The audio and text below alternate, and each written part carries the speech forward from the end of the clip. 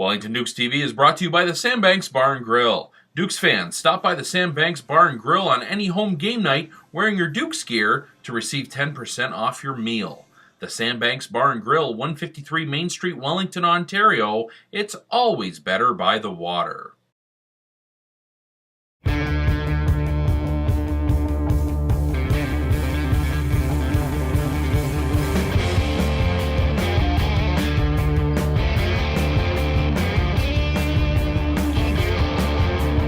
Hello once again and welcome to Wellington Dukes TV. I'm Jason Parks of the Picton Gazette.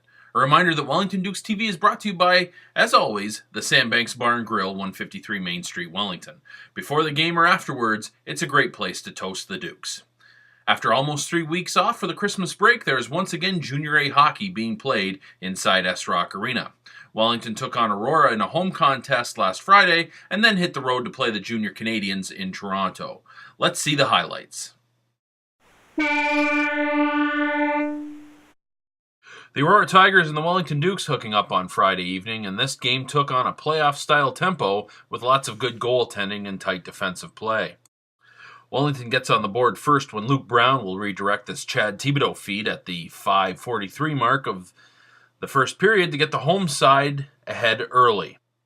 But just 5 minutes later, the Tigers get it back to even when Taylor McCloy will spot Corey Kennedy in front, and it's 1-1. From there, Tyson Teichman and Tigers goalie Kevin Entma were the stars, and nothing got past them in regulation or overtime.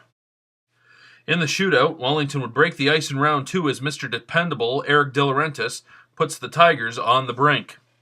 Tyson Teichman just needs a stop of Taylor McCloy, and the Dukes can take the extra point, but he can't, and it's tied again. In round 3, Entma shuts down Luke Brown.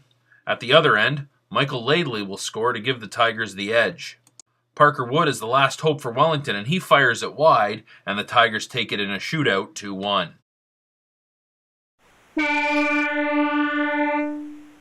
On Saturday, the Dukes were at Chesswood Arena to play the Junior Canadians, and the club is welcoming new goaltender Taylor Welsh to the lineup. They were also welcoming back Trevor Cope after the forward had missed 9 games due to injury.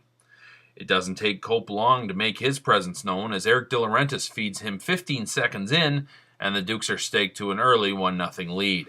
Later in the frame, with the Dukes on the power play, Mike Soucier is going to tee up Chad Thibodeau on the one-timer, and it's 2-0 Dukes.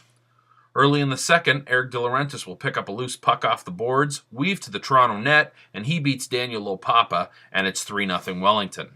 The Junior Canadians did make a game of it, and less than 2 minutes later, it's Jake Wallman off the face-off, and he beats Welsh. It's 3-1.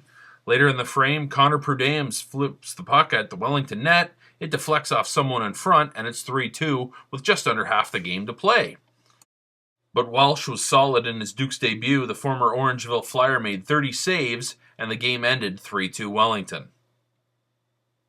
Wellington has 3 games this weekend, and the club will need to keep its level of play up to stay in the thick of the Eastern Division.